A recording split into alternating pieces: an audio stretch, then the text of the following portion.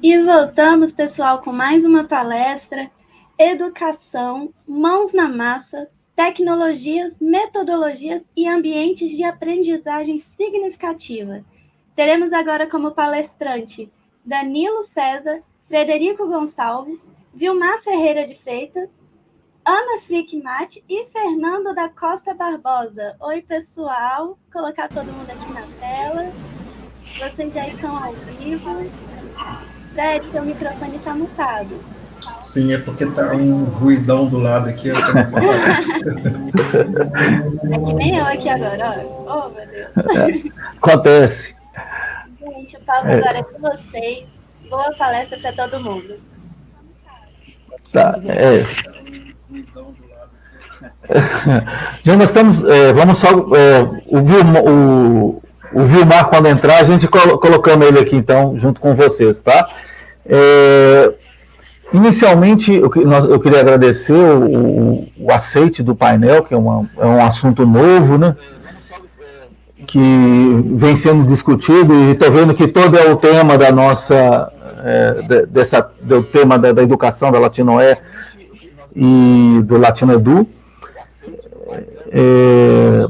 Bom, então, inicialmente, vocês vão se apresentar. O Fernando é o primeiro a apresentar, depois a Ana, que vai falar sobre eventos online. O Fred é o terceiro a falar sobre software livre na educação. E o Vilmar, essa relação do estudante com a comunidade. Até para não atrasar, eu vou já começar a deixar vocês... Tá? Então, vamos lá. E obrigado também por vocês aceitarem o convite, tá?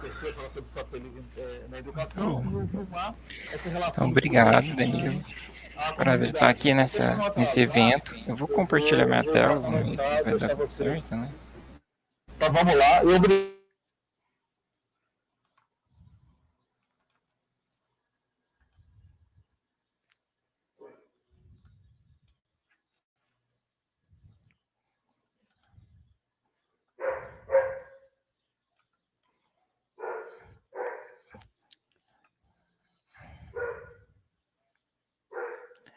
Estão visualizando?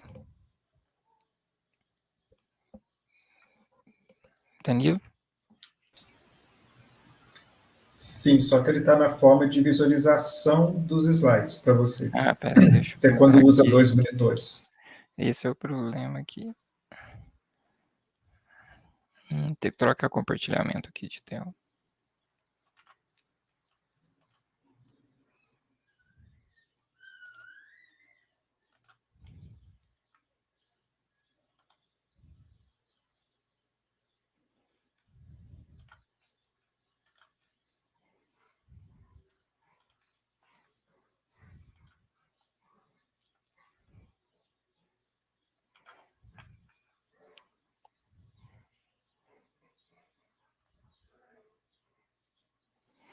E agora deu certo?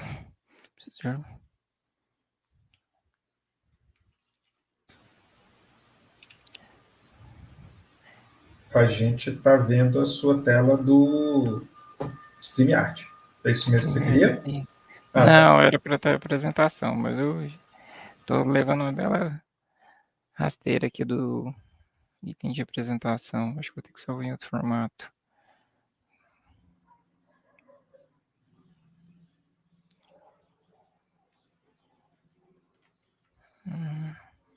Só um minutinho que não atrapalhar muito. Só lembrando que cada um de vocês tem de 12 a 15 minutos, senão nós nós não vamos ter o questionamento. Vamos lá. apresentar minha tela, porque fica mais fácil, também dá para visualizar o que tem importante nela. Acho que é suficiente. Depois a gente faz correções. Deixa um pouquinho maior que mim. Então, beleza, gente. Obrigado por estarem aqui, né? Todos aqui presentes. Meu nome é Fernando. Eu sou formado em matemática, licenciatura, e fiz um trabalho de robótica desde 2008. E hoje, assim, fui convidado para essa palestra do Danilo, participar dessa discussão, dessa mesa, educação, mãos na massa, né? Eu acho que casa muito bem com o que na minha história, né? Sempre fui aprender pesquisa, aprender a trabalhar, mãos na massa, e muitas ações, todas de campo, Então, em escolas do ensino fundamental, da educação básica. Beleza, vou falar um pouco mais alto aqui, tá? Meu microfone muito bom mesmo. E a gente vai, qualquer coisa, vamos dando um feedback. Então, gente, um pouco da minha história, eu acho que mais passando com o assunto, já que a temática era mãos na massa, eu peguei e vim trazer um pouco sobre a parte da robótica pedagógica, que é uma trilha da minha vida. Um trabalho que eu fiz, comecei, né, a pesquisar, eu trabalhava na faculdade, quando comecei a fazer a iniciação científica, era o uso de tecnologias voltadas para o ensino. Então esse era o foco do meu de estudo, mas os rumos, assim, eu lembro muito bem de um primeiro texto que eu li, que era do Seymour Papert sobre robótica. Então foi uma coisa que no futuro eu não imaginava que anos depois eu voltaria a estudar o assunto e acabar entrando para a área de robótica educacional ou pedagógica, né. Então, comecei a trabalhar isso em 2008. E pôr a mão na massa, eu falo isso que é muito interessante, né, a gente só tem um jeito de aprender na perspectiva do grupo que eu faço parte, um grupo de pesquisa em mídias na educação da Universidade Federal de Uberlândia. Então temos que ir para campo, vamos ver, vamos estudar, não ficar só na teoria, mas sentir o nosso público, sentir nossos alunos, ver as realidades, e aí nós fomos começar nossas primeiras ações. Parece simples, mas como diz esse menininho aí, essa criança que hoje faz engenharia mecânica, isso aí era no 6º ano que ele estava, então foi o nosso primeiro robozinho, que a gente começou a estudar robótica, pôr as mãos na massa mesmo. Não sabíamos nada, tanto professor como aluno, mas foi uma curiosidade de ambas as partes, como fazer, como trabalhar. E nesse sentido, a gente começou um trabalho numa escola, havia um trabalho de iniciação científica dentro da própria escola para estimular os alunos, as crianças da educação básica, em que eles tinham que fazer parte de projetos. E um tema foi robótica. Falei, tá, mas o que vamos fazer de robótica? A princípio, muito parte dos trabalhos que eram realizados nessa escola ficavam no quesito mais teórico. Estudava o assunto, fazia uma apresentação de um banner e só. Só que esse grupo se destacou, falou: "Não, nós queremos fazer algo diferente". E foi deles que trouxe um pequeno robozinho, na verdade autônomo. Não havia necessidade naquela época, naquele momento, de usar microchips ou fazer uma programação, introduzir placas, nada disso.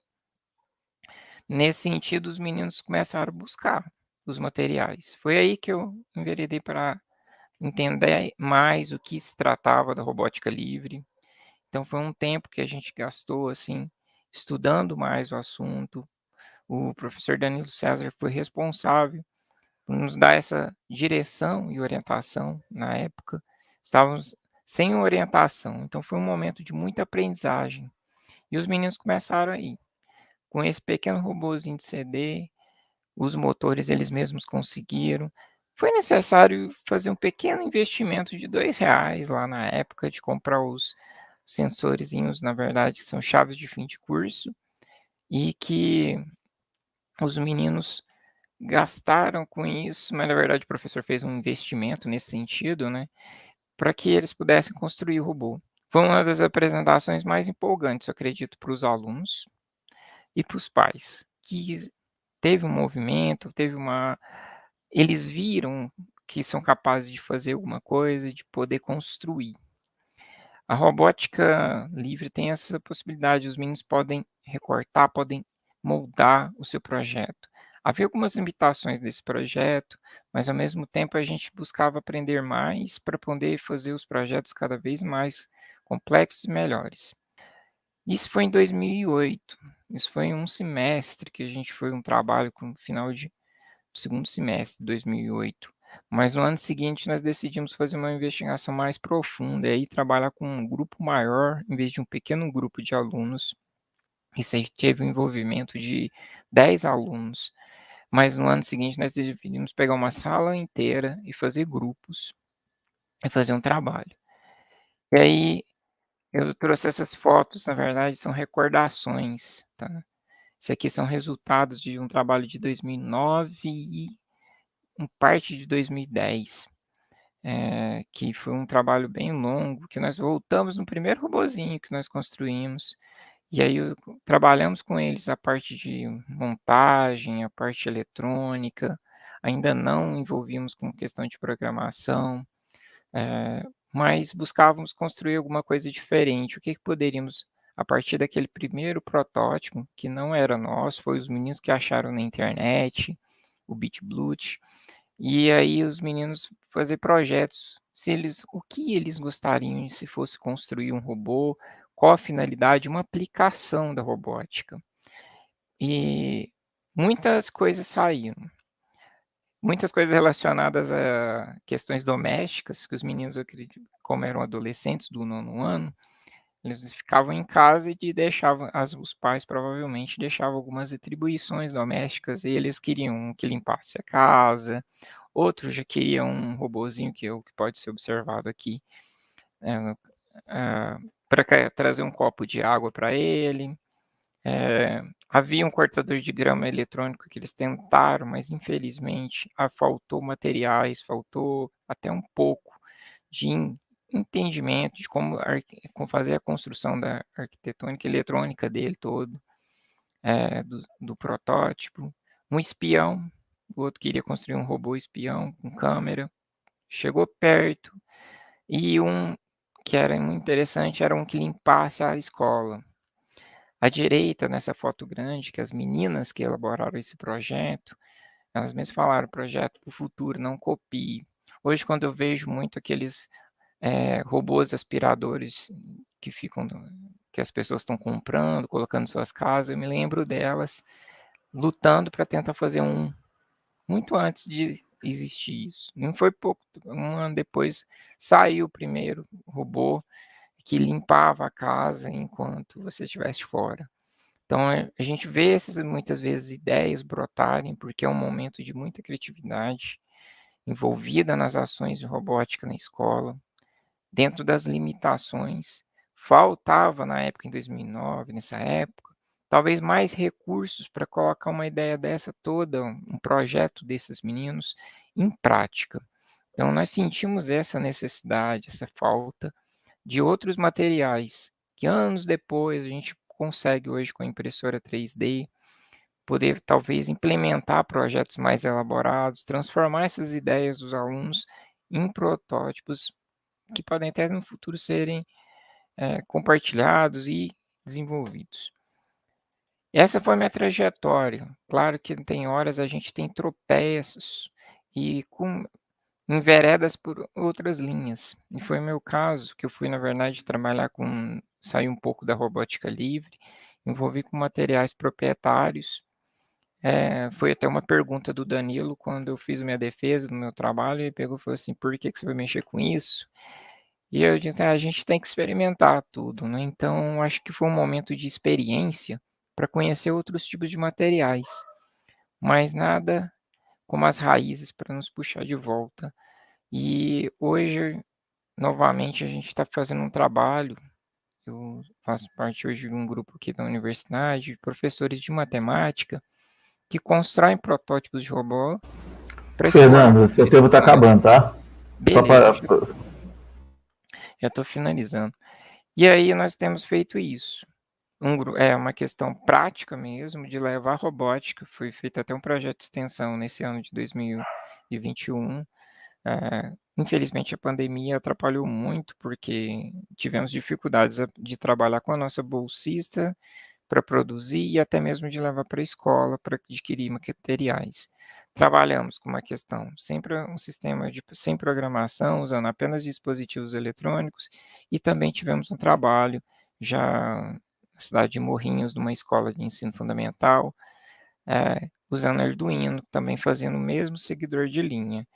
Então, era um robozinho seguidor de linha, todo de sucata, todo de materiais eletrônicos que puderam ser aproveitados, exceto aqui nesse caso, que foi comprado as placas de Arduino para um trabalho específico e culminou na construção de um laboratório para a escola. Então, meu trabalho, meu caminho com robótica é sempre indo para a prática, e os resultados a gente vai vendo reflexo do que a gente trabalha na escola, com os alunos, com as crianças. Se tiverem alguma dúvida depois, podem entrar em contato comigo, fcbarbosa@fcat.edu.br. Isso aí.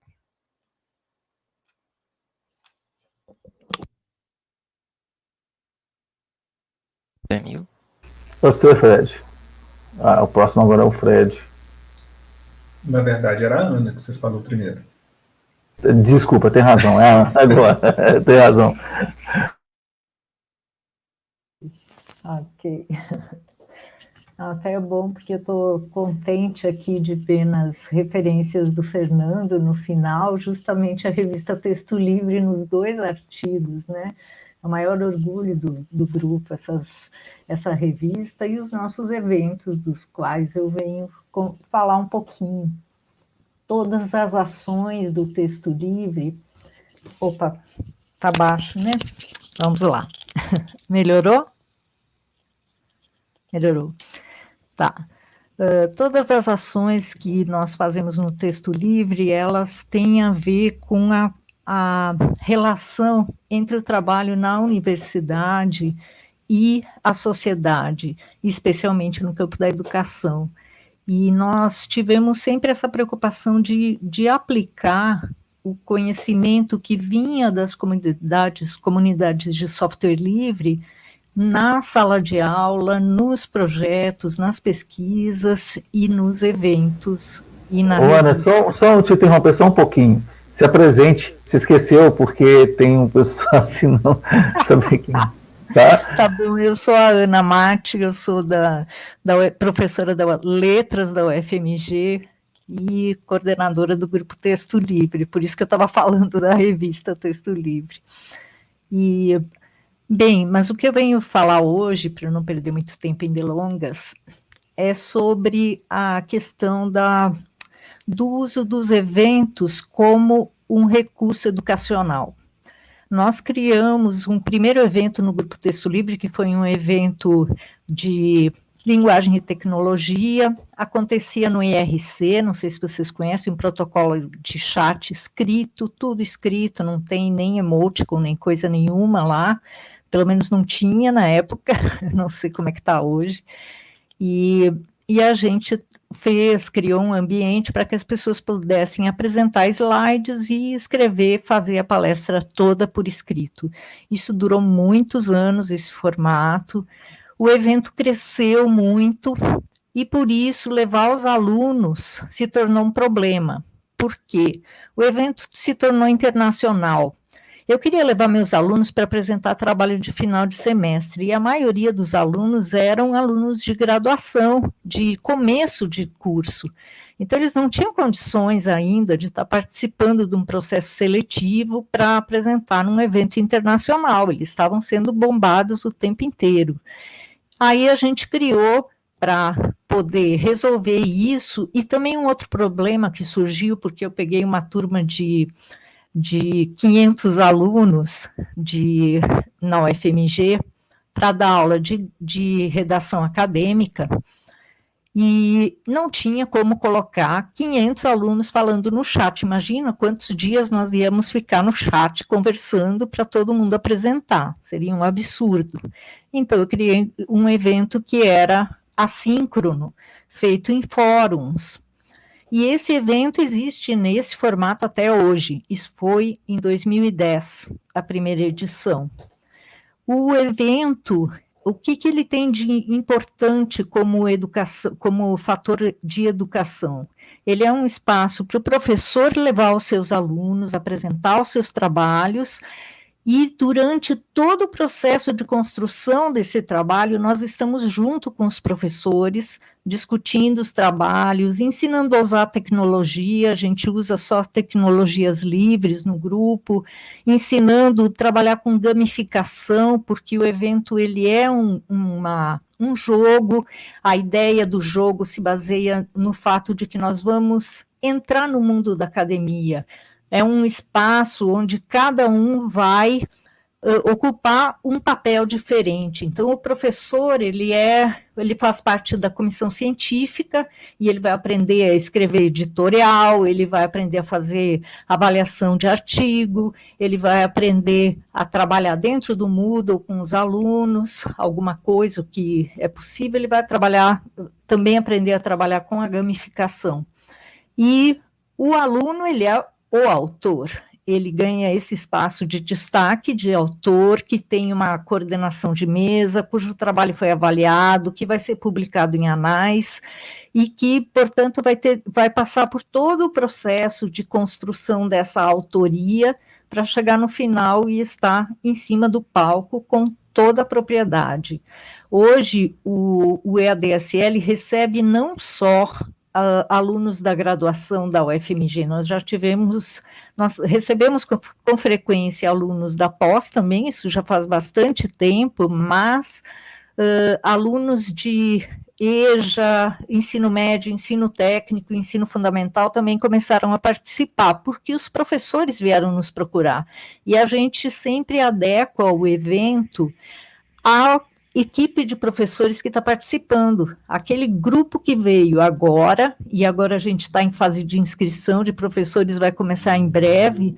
Quando o professor chega, a gente começa a partir do perfil da turma, do que os alunos vão preparar, criar espaço no evento para receber esses alunos e para poder tornar isso viável. Dessa forma que eu gosto de chamar o evento o EADSL, que é Universidade, Educação à Distância e Software Livre, um evento que é um REA, um recurso educacional aberto dinâmico, porque ele está sempre em movimento e o que acontece depende das pessoas que estão participando. Tudo isso é possível, para finalizar, não sei como é que está meu tempo, mas tudo isso é possível porque a gente pensa como uma comunidade de software livre, a gente pensa que cada pessoa tem valor por aquilo que está fazendo, não é fazer o máximo para conseguir um grande resultado. Eu não preciso ser um programador do Linux para ter um espaço numa comunidade de software livre. Se eu entrar na comunidade para aprender, para pedir ajuda, para poder usar o Linux, eu já estou colaborando, porque com isso eu movimento a comunidade, com isso eu faço ela crescer e se sentir viva. E é isso que a gente foi trazendo para dentro das salas de aula de todo mundo que está participando do evento, essa ideia de que você faz parte de uma comunidade, aquilo que você constrói vai refletir em todas as pessoas que estão ao seu redor e vai refletir de forma positiva, inclusive na sua própria experiência, porque você segue princípios. Você vai trabalhar com colaboratividade, respeito à diversidade, respeito à liberdade e também com o compartilhamento do conhecimento ilimitado. A gente trabalha com essas questões dentro do curso dos professores e vai discutir no evento também, sempre que em todas as instâncias, com as pessoas que trabalham os pareceristas, é um grupo muito grande que tem trabalhado com a gente. Os últimos eventos tiveram 2.000 pessoas, 1.500 pessoas participando, e é um evento muito vivo, as pessoas saem de lá assim, entusiasmadas, porque realmente acrescenta, é um espaço de EAD, e eu quero frisar isso porque hoje se fala em tudo que é à distância como se fosse remoto emergencial, só que existia EAD há muito mais tempo, existiam comunidades trabalhando online há muito mais tempo, e isso construiu uma força, como é que eu vou dizer? Construir uma estrutura, um suporte para o trabalho à distância, que é muito diferente de jogar um monte de professor na rede, vire-se e faça o que der. É muito diferente disso. Fazer EAD é um trabalho sério, é um trabalho que leva em consideração a pessoa e não o produto que vai sair dali, e por isso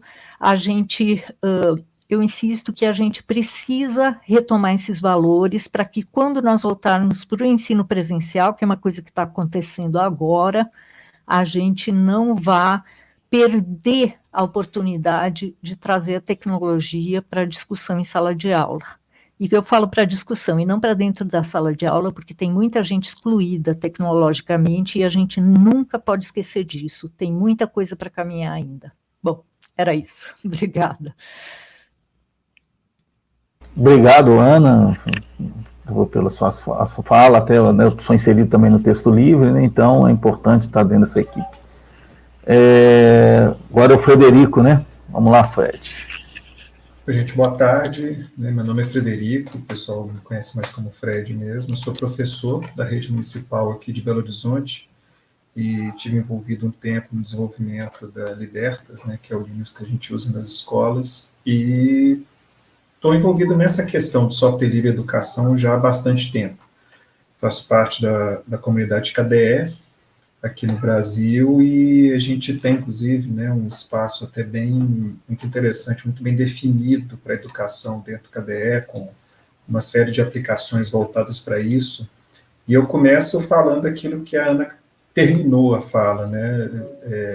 Nós, do software livre, já estávamos pensando nisso há muito tempo, em educação, em formas de aprendizado significativo, né? Como que você faz para poder realmente aprender com ou sem mediação.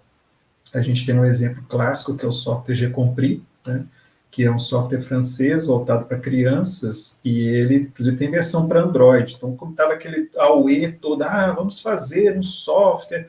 Não, gente, está pronto, vocês não têm que fazer nada. Tem um monte desses softwares prontos por aí. Mas, né, a gente não consegue convencer as pessoas, né, é curioso, né, com a prefeitura onde eu trabalho mesmo, tem um Moodle disponível, mas firmaram parceria com a Google para usar o Google Sala de Aula. Então, a gente tem umas coisas meio estranhas, assim, né, nesse processo. Mas eu só queria apresentar uma tela aqui para vocês, bem rapidinho, não é nenhuma apresentação, é um mapa conceitual mesmo, para falar um pouco do meu lugar, né? Eu acredito naquilo que eu chamo de educação libertadora. Eu não acho que educação é algo simplesmente para conter um currículo, né?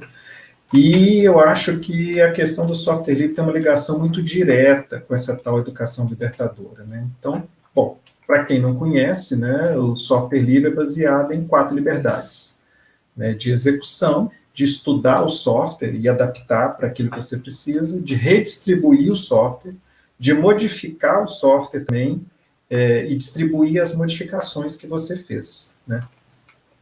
Mas, e voltando também de novo na questão da idade, software livre não é novo, né? O pessoal escuta falar de Linux agora e acha que apareceu nos anos 2000. E, na verdade, o conceito de software livre é de 83 e o Linux, né, o kernel Linux, ele surge em 1991. A partir daí, você tem o desenvolvimento do GNU Linux, né, que é a junção desse kernel com uma camada de softwares livres. Então, assim, desde 91 que a gente está na estrada, né, e deu para aprender muita coisa ao longo desse tempo. Só que existe uma resistência grande, você tem toda uma máquina de fazer dinheiro do software proprietário e, obviamente, eles não vão abrir mão disso, né. E é interessante a gente parar para pensar também que hoje em dia o software livre é muito mais do que software, né? A gente tem ideias, a gente tem uma cultura livre e aquela noção de pertencimento, né? O software livre é da humanidade, não é uma coisa que pertence a uma empresa, que pertence a uma pessoa.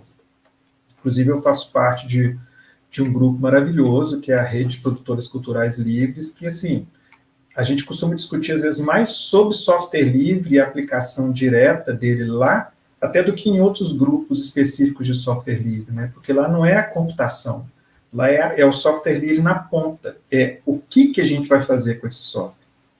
Bom, mas aí, falando dessa educação libertadora, né, uma educação que realmente favoreça a liberdade, uma educação que valorize as pessoas e a comunidade, eu faço uma defesa que ela se baseia em 4 pilares, né, que são a autonomia, para que as pessoas tenham aquela autonomia de fazer o que quiserem, né? Criatividade, estimular sempre a criatividade, solidariedade, que eu acho que junto com compartilhamento, são dois conceitos importantíssimos aqui. Inclusive, a pandemia serviu muito para mostrar isso para a gente, né? A grande falta que as escolas estão fazendo, e eu acredito que isso ainda vai render muito estudo aí para frente, não é o conhecimento aprendido lá, mas o conhecimento aprendido lá coletivamente. Então, é a socialização uma das coisas que mais tem feito falta, e eu falo enquanto professor, né, e conversando com os alunos, como que eles sentiram falta disso, sabe? Não é de sentar e aprender, mas é de trocar as informações. Então, a gente percebe que o aprendizado, ele é mais do que simplesmente consumir o que está no quadro, no livro, né? Essa troca, essa conversa de corredor, sabe? Isso tem um valor educacional tão ou mais forte até do que o conhecimento pura e simplesmente.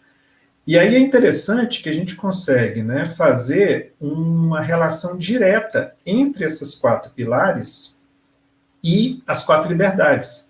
Então, se o software livre eu posso executar para qualquer propósito, eu estou dando autonomia para as pessoas.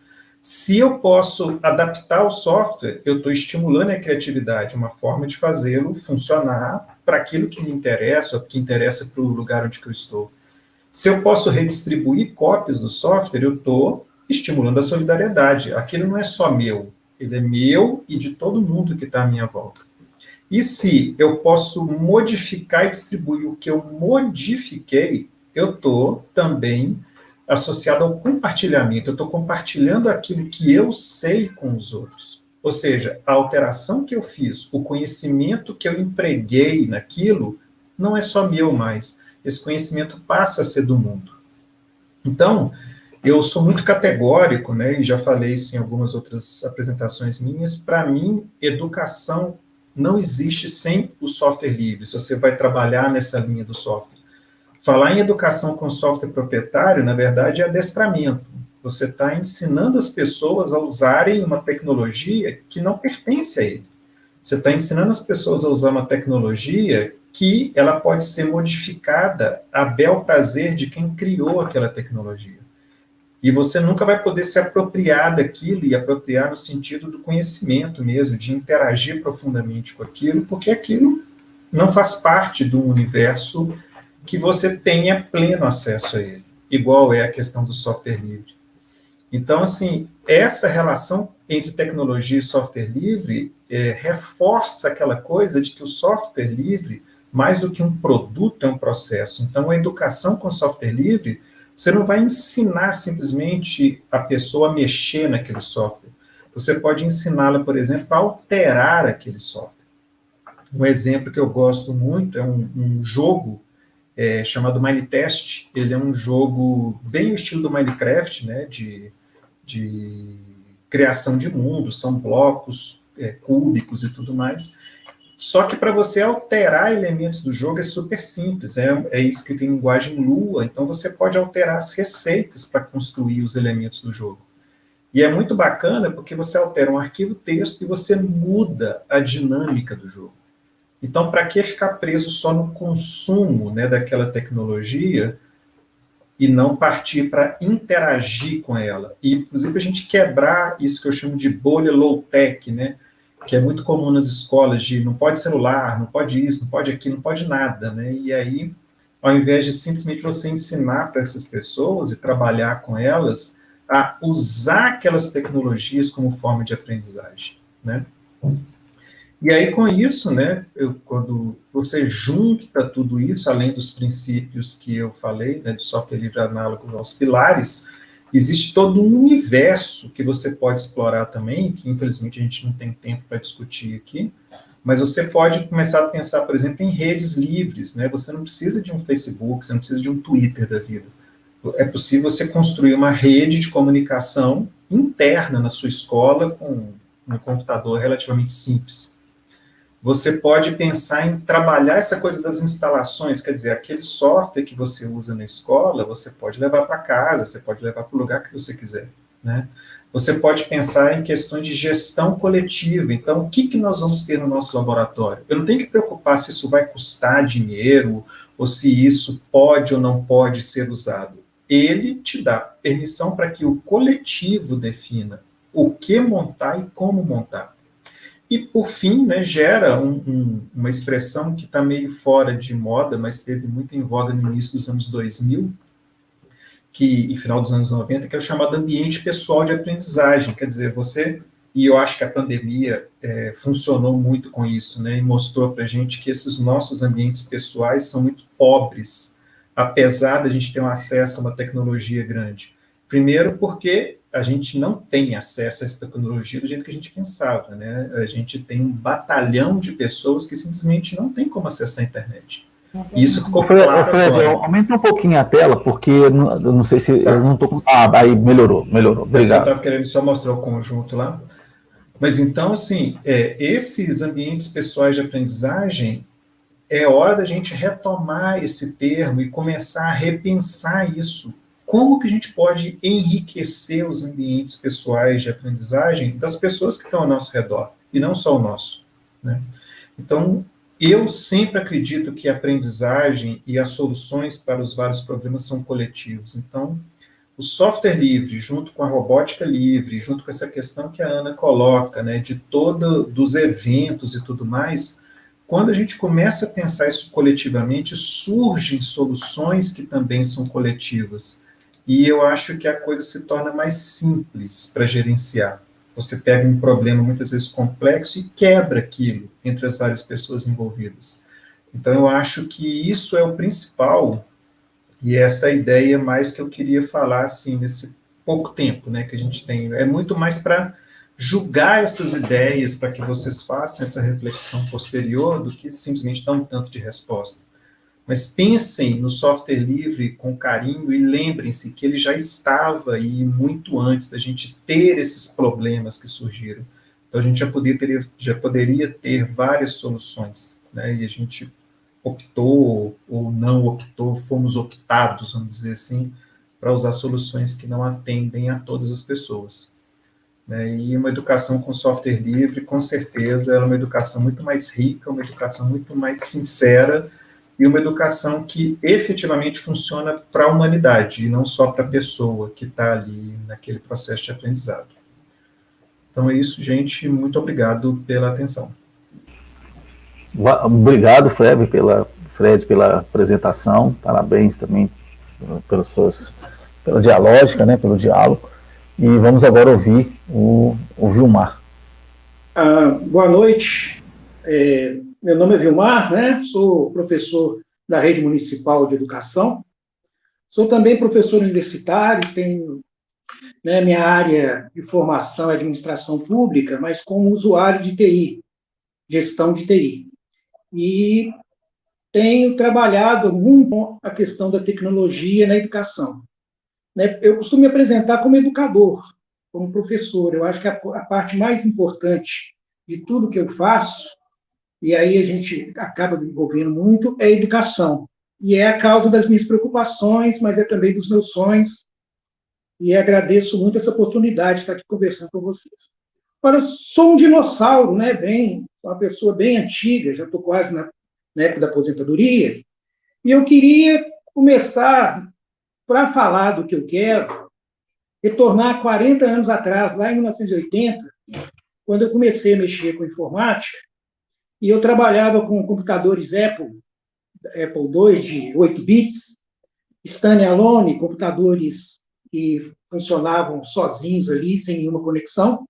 E nessa época, o software, logo depois, um pouquinho depois, né, surgiu o IBM PC, o XT, 286, 386, 486 e tal.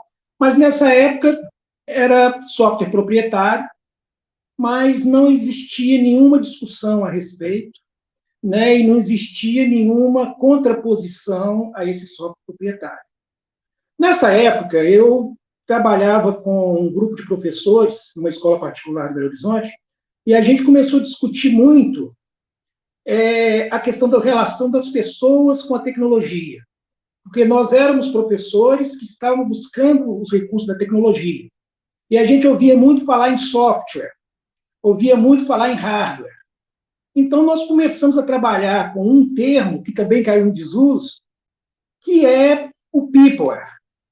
Então, nossos documentos da época, a gente escrevia muito sobre o peopleware. O peopleware, que é o quê? São os usuários e os desenvolvedores de soluções, né, para o software e para o hardware. Né? E por que isso? Porque nós éramos, como educadores, naquela época a gente tinha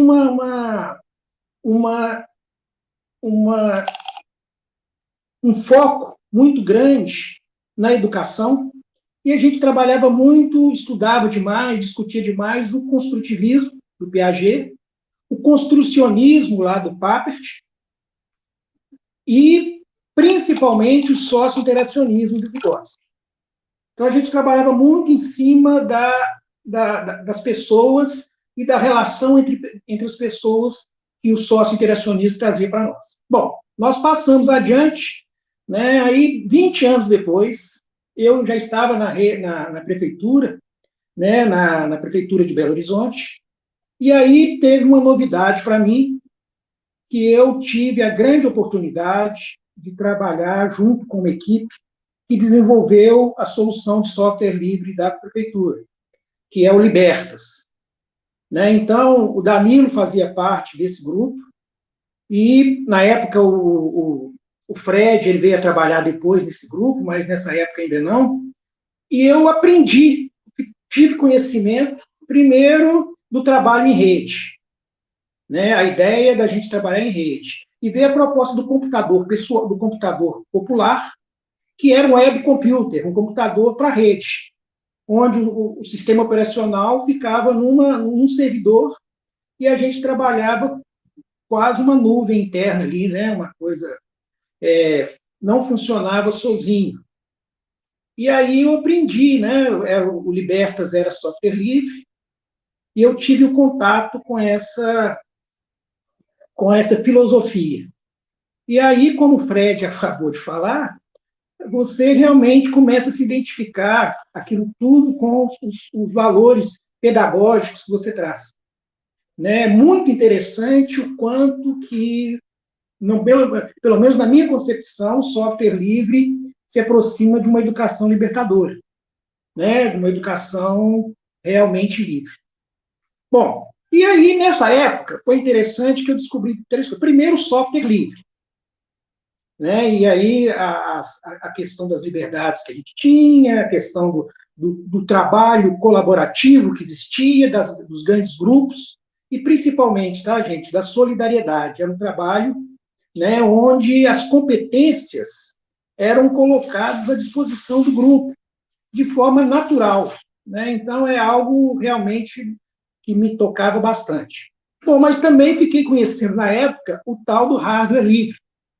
O professor Danilo desenvolveu lá a sua placa para processamento, bem antes do Arduino, e era um software, era uma placa livre, né, de uso de quem quisesse, com as liberdades do software livre lá, e aí o sistema aberto, e que trabalhava muito com material, com sucata, com reconstrução, né?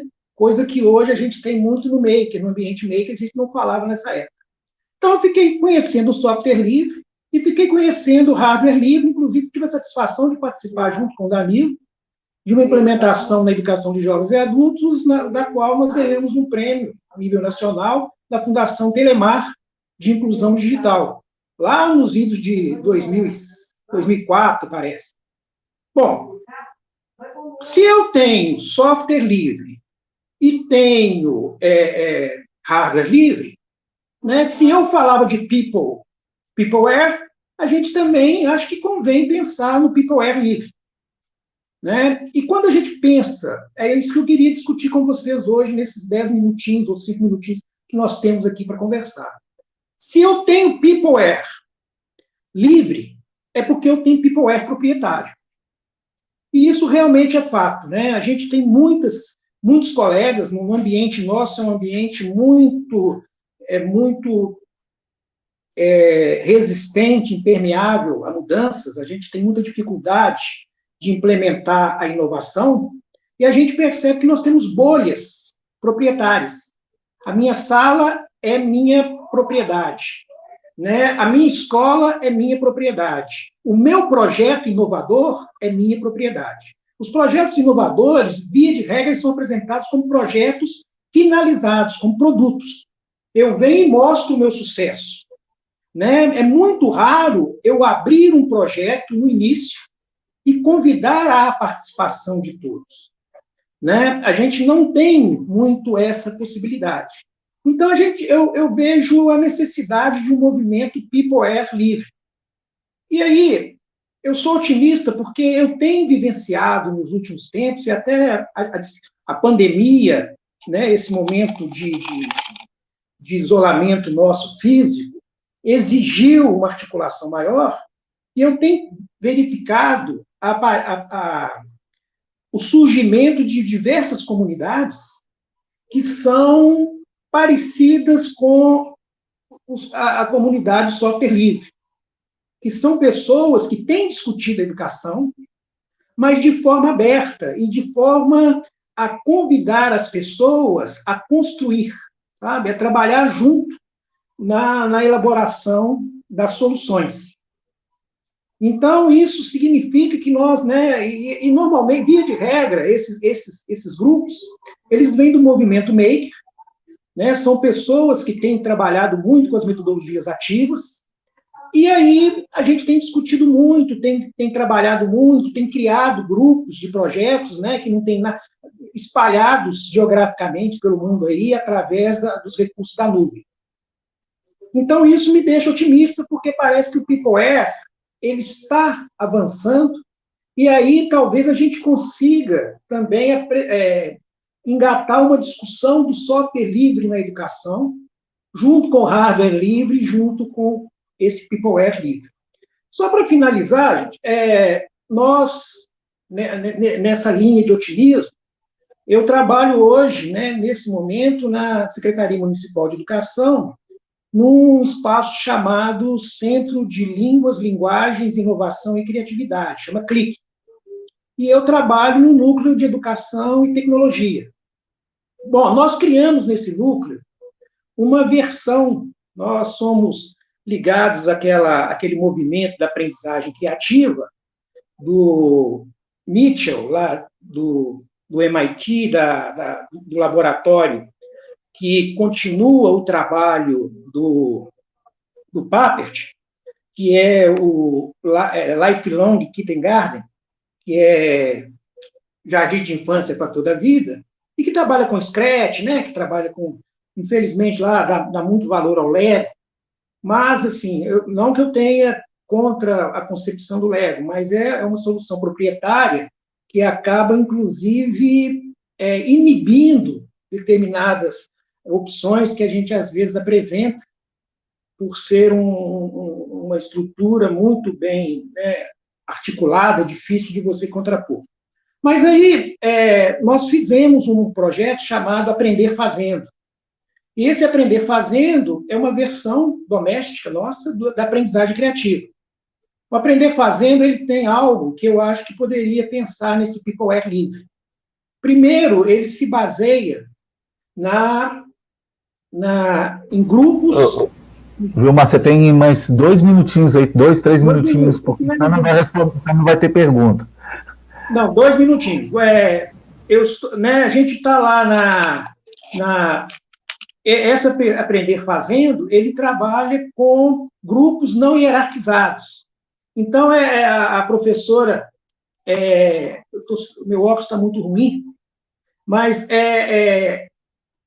quando a gente propõe um trabalho para desenvolver um programa de aprendizagem, qual for, a gente propõe que a gente tenha grupos de educadores, monitores e professores, mas também que a gente tenha alunos juntos, e todo mundo sem hierarquização. E também costumamos convidar os pais, né, as famílias, para que todos juntos pudéssemos problematizar. Então, investir nas metodologias ativas e na construção das soluções, não só soluções técnicas, mas as soluções pedagógicas. Então, o aprendizado, né, ele é algo que é discutido como processo com esse grupo. Né? Então, é uma ideia que inclusive nos rendeu um prêmio em 2019, que nós fomos uma das 10 projetos que foram, no meio de mais de 300, que foram premiados pela Fundação Lehman, mais pelo MIT e pela Rede Brasileira de Aprendizagem Criativa, né, como ganhadores desse projeto. Mas, para finalizar, é essa preocupação que a gente tem. Né? Às vezes a gente chega com uma solução, e essa solução é sempre pensada como solução de tecnologia, é sempre pensada como solução de gestão, mas, via de regra, é difícil a gente conseguir pensar como processo de interação. Essa tecnologia fomentando uma melhor e uma maior interação entre os diversos atores. Né? A questão do protagonismo estudantil, a questão das pessoas, né, construindo as soluções. Então, é isso que eu queria falar. Agradeço muito e estou à disposição aí para eventuais questionamentos. Um abraço. Bom, eu queria agradecer também não só a Latinoé, a presença de vocês também, a Letícia, que trabalhou aí nos bastidores, ajudando, merece todo esse conforto, esse aplauso, porque sem os bastidores não estaríamos aqui todos juntos. Só pensar o seguinte, só para complementar, porque tem 1 minuto e eu acho que as perguntas elas vão ser redirecionadas para cada um de vocês, e com 1 minuto não temos como responder. Né? Então, se alguém quiser falar fechamento, eu como já agradeci, vocês podem fazer isso até com... Nós temos mais 1 minuto. Eu queria só aproveitar para agradecer também, né, não só a presença do pessoal aqui, da nossa mesa, como as pessoas que estão assistindo a gente. O Danilo coloca aí a questão da Letícia, que eu acho que é fundamental, né? É esse pessoal que faz o evento acontecer e fica sempre por trás dos bastidores. Então, nosso profundo agradecimento, e a equipe, né, a organização do Latinoé, por ter disponibilizado um espaço generoso assim, para a gente. Eu acho que é muito bom sempre poder falar dessas questões.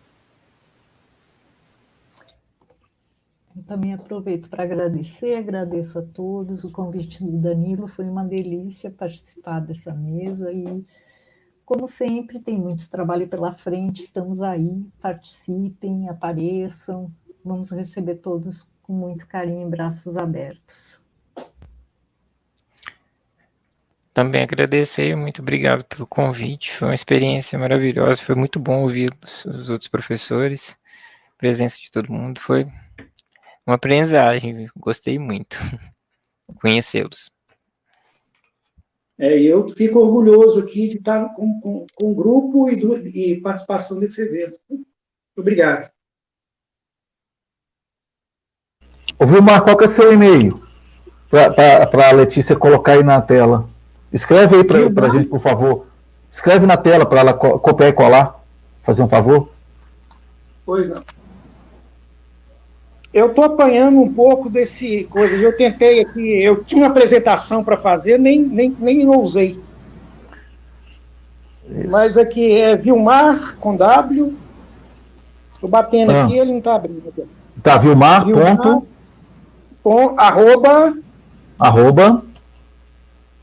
@edu.pbh.gov.br. edu.pbh.gov.br.